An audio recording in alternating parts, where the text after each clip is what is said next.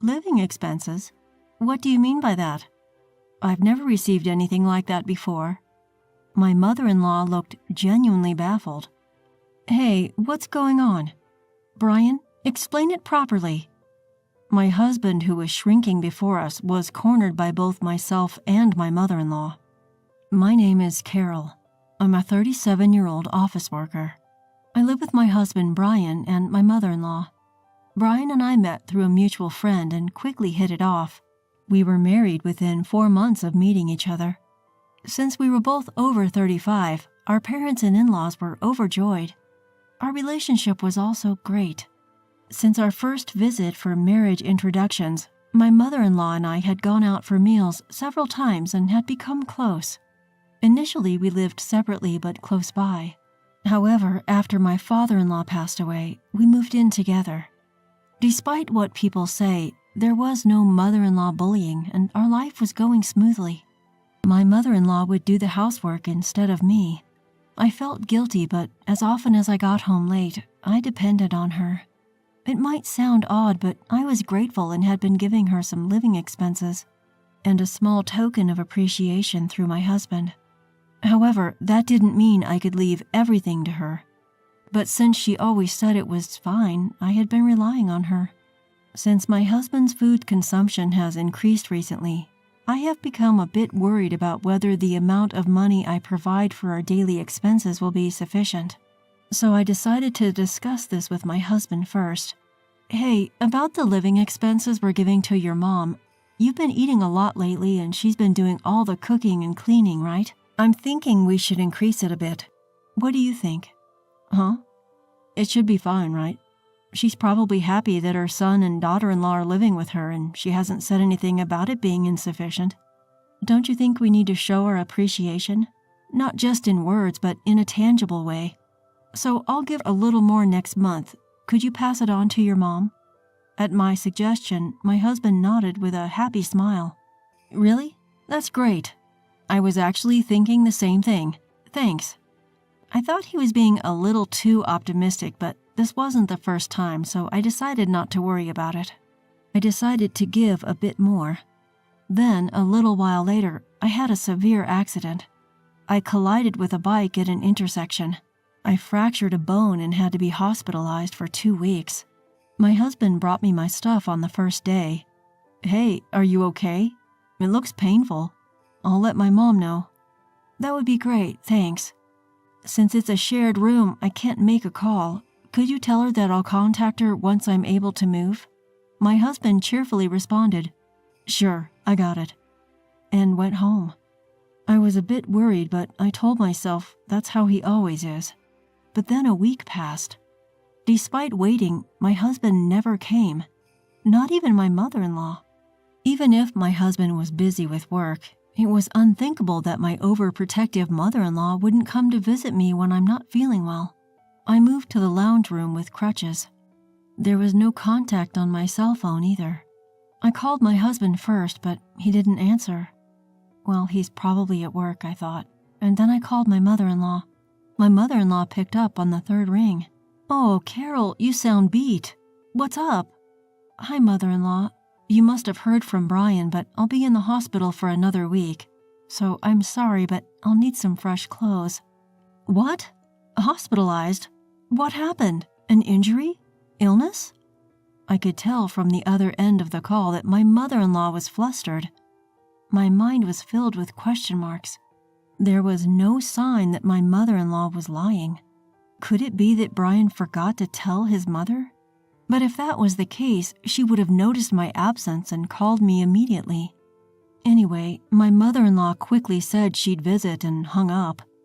And 30 minutes later, she appeared in front of me, drenched in sweat. The hospital is about 40 minutes from home by train and foot. She must have hurried over. Thank you for coming, mother-in-law. What did you hear from Brian? You were going on a business trip for 2 weeks. He told me it was sudden, so he asked me to pass it on. Yes, Brian is also on a business trip. At that statement, a possibility dawned on me. My husband might be cheating on me. Why? Because Brian is an illustrator, so he can work from anywhere. but according to him, the home environment is the best for work, and unless something significant comes up, he doesn't go out. Even if there are occasional local meetings, I know that the company doesn't arrange for a meeting that requires a business trip. How do I know? The answer is simple. Because I work in the same company as an administrative staff member. What's wrong? You look pale. Are you feeling unwell? Mother-in-law, our company wouldn't send Brian on a business trip. That's the job of the sales team. I'm in admin, so I don't go on business trips either. At my words, my mother-in-law tilted her head. I wished I could have been as naive. In other words, Brian lied. There's been no notification of his absence for a week, so I guess he's still working. I wonder where he really is. He left his injured wife in the hospital and lied to me. Did Brian tell you where he was going on business? Now that you mention it, he said he was staying in a hotel in Miami, that the company had arranged it. Oh yes, here it is. My mother-in-law showed me the hotel's website she found on her smartphone. It was a hotel we had stayed at during a previous vacation. It was where we stayed for our wedding anniversary. Of course, it was more expensive than other places, not a place where a company would cover the accommodation cost. I felt a headache coming on from such a sloppy alibi. Mother-in-law, this is hard to say, but Brian might be cheating. What? Brian? But this situation does seem suspicious. Oh, isn't this the hotel? Hold on a moment. Let's confirm if he's really there, my mother-in-law said and called somewhere. After a while, she hung up with a smirk on her face. They said they'll check it out for me. First, we need to verify the facts.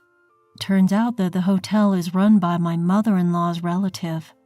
She told Brian about it before, but he either forgot or didn't care.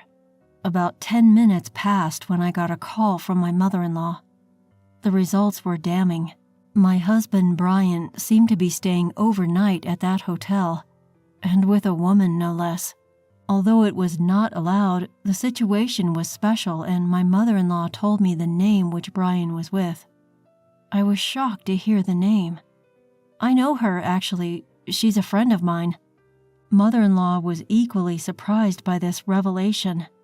Turns out the other woman was my coworker and friend, Jessica.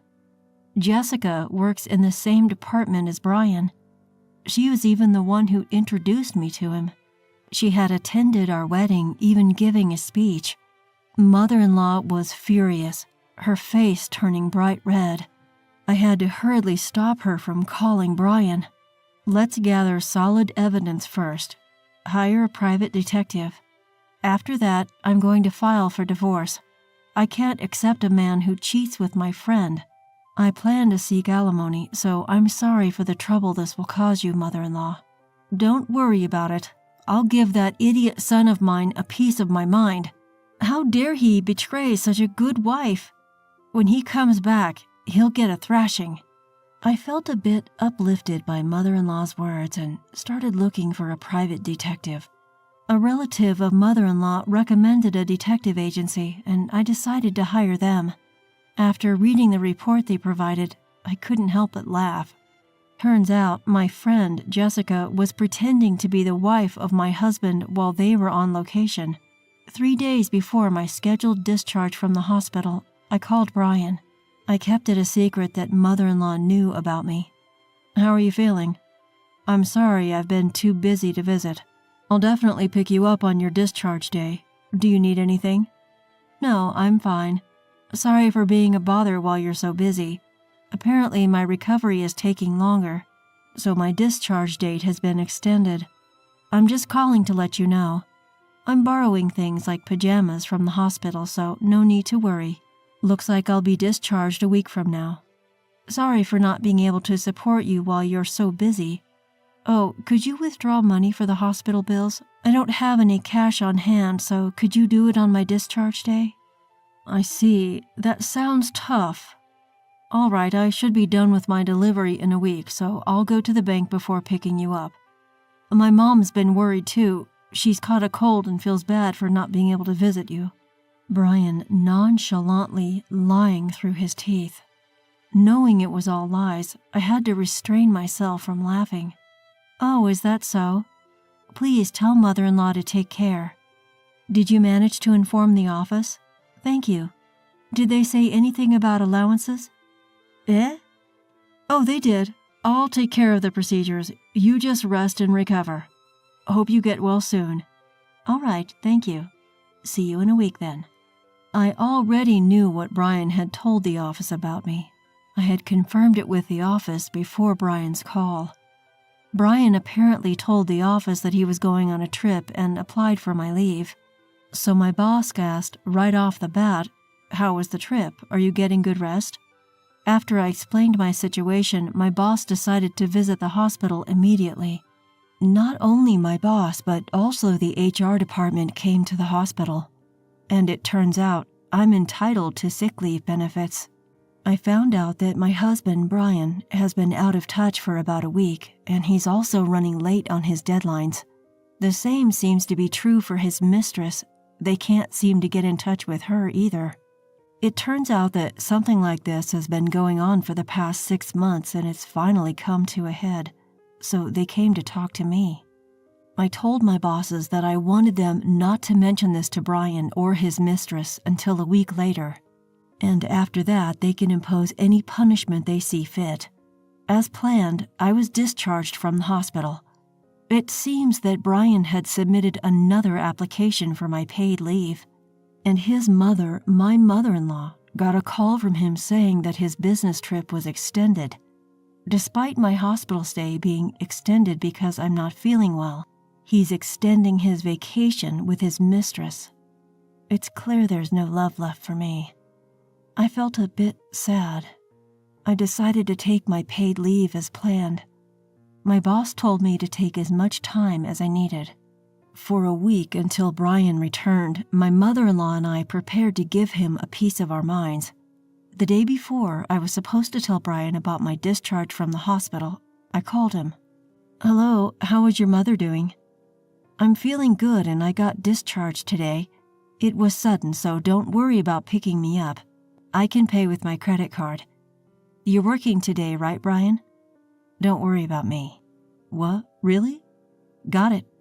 I have a meeting soon and another one tonight, so I won't be home until late. Sorry." "That's fine. Don't worry about it. I'll take a taxi home." I barely held back a laugh at the sound of the shopping center announcement in the background of Brian's call, and responded. Then I calmly hung up the phone and pressed the button on the voice recorder. I had already heard from the detective that Brian was planning to go shopping today, so I intentionally called him at that time. When I checked the voice recorder, Brian's voice and the announcement were both clearly recorded. Brian had apparently contacted my mother-in-law, telling her that he was actually on vacation with a friend. He claimed it was a working vacation of sorts, so it wasn't exactly a lie. And he said that he had gotten my approval and that I had told him not to tell her about my hospitalizations so as not to worry my mother-in-law. I couldn't help but laugh at Brian's absurd excuses. The detective informed me that Brian had boarded a late-night flight back. My mother-in-law and I laid out all the documents on the table and waited for Brian to return. However, Brian called me and said this. "Sorry, the meeting ran late and I missed the last train. I'll be back on the first train tomorrow." "Is that so? That's tough." "Got it. Sorry I can't pick you up." I responded like that and hung up the phone. After enjoying a 3-week affair trip, it seems he still can't get enough. My mother-in-law was furious, but I found that my love for Brian had completely disappeared, and I was able to remain calm for the discussion. Then, the next day, looking exhausted, Brian came home loaded with souvenirs. "You went on a trip? I didn't hear about that." "Huh? Didn't I tell you? Sorry, my bad. I got friendly with a client and they invited me. Business relationships matter, right?" my husband said nonchalantly as I took a bag from him and led him to the living room. "I'm home. Hey, what's up with you, Mom? You look scary." Brian said, plopping down onto a chair with a grin on his face. He seemed to believe that his mother was on his side, but as soon as he saw the documents laid out on the table, his face went pale. I sat next to my mother-in-law and pointed at a photo. "Oh yes, you seem to have had quite the fun. Your trip with Jessica. Leaving your injured wife for 3 weeks. Were you in a honeymoon mood?" I asked. What's this? Carol, stop fooling around." Brian stammered at me, his face contorting. "Unfortunately, this is no joke. I have evidence from a private detective. You were pretty careless, weren't you? Your dinner conversations were totally bugged. Staying at a hotel run by our relatives, you must have thought you wouldn't get caught." At this, Brian's face turned even more shocked. He looked at his mother for help. "Mom, it was a lapse in judgment, so I—" "A lapse in judgment that lasted 3 weeks seems a bit too long, don't you think?" His mother cut him off with a cheerful smile. Brian, who had been hoping for help, was stunned. "Here, these are documents for a claim for damages and a divorce application. Fill it out now." "Damages? Divorce? Carol, I'm sorry, I didn't mean it. The one I truly love is you. Can't you forgive me? Let's start over." In response, I pressed a button on my phone. Out flowed the voices of Brian and Jessica. It was a conversation recorded by the detective, hinting at a divorce with me and a remarriage with Jessica. Brian's face turned even bluer. "It was just a spur-of-the-moment thing. I didn't mean it." I couldn't care less, really," I said, handing him the documents and urging him to write. "Please, forgive me. I can't afford to pay any damages." "Well, that's what happens when you splurge like that. Where did all that money come from, anyway?" Brian mumbled something incoherent. I had a bad feeling about it. "You didn't by chance use the living expenses I had been giving you to give to mother-in-law, did you? You have been passing it on to her, right?" The person who reacted to my words was not Brian, but mother-in-law. "Living expenses? What are you talking about? I've never received anything like that," mother-in-law said, seemingly genuinely unaware. "Hey, what's going on here? Brian, explain it properly." Mother-in-law and I cornered Brian, who had shrunk considerably. "I'm sorry, the living expenses. I used them for our dates." I felt my already icy affection for Brian grow even colder. He said he had spent the almost $2,000 I had been giving him every month. All of it. "I told you that money was for groceries, utilities, and to thank mother-in-law. That money was mine in the first place." "I'm sorry, my salary alone wasn't enough." It was clear what wasn't enough. The designer items Jessica had. Surely they must have been gifts from Brian. I swiftly raised my hand, but it was stopped by my mother-in-law. Brian, with hopeful eyes, watched as mother-in-law stopped me. He still seemed to think mother-in-law is on his side. "You can't, Carol. If you lay a hand, it'll be your disadvantage," mother-in-law said, turning around to face Brian, then sharply slapped his cheek. To the stunned Brian, mother-in-law spoke calmly and monotonously. "I've always thought the sillier the child, the cuter. I've spoiled you too much. Even with the bias, you grew up kind and your father and I were so happy when you got such a good wife, but now I'm cutting ties with you." But Mom, you're joking, right?" Mother-in-law slapped away Brian's pleading hand and handed him a document. It contained a clause renouncing inheritance. Brian widened his eyes and muttered, "I can't believe it." "It doesn't matter if you can't believe it. It's all true." At mother-in-law's firm stance, Brian hung his head and sighed. "Make sure you write this too. I'll be claiming from Jessica as well. I'll add on the amount she spent. Oh yes, the company knows everything." Brian, completely dejected and seemingly out of arguments, signed all the documents I presented. Afterward, mother-in-law kicked Brian out. He had apparently been misusing company entertainment expenses and was claimed for reimbursement from the company. Brian is said to be living in an apartment without a bath, forced into a poor lifestyle with what's left after paying alimony and reimbursement. Claimed alimony from his mistress, Jessica. Turns out Jessica was married and her husband was away on business, so I contacted her husband through social media and claimed alimony. As a result, Jessica avoided divorce but had to quit her job. She was forced to live with her husband's family. They live in a rural area without internet connection, and she's said to be forced to work from dawn till dusk. I ended up being adopted by mother-in-law. Having lost my parents early, I decided to take care of mother-in-law till the end. Mother-in-law was initially reluctant because of Brian's infidelity. However, in the end, she accepted, and we sold the house, bought a new house for just the two of us. I want to take good care of mother-in-law.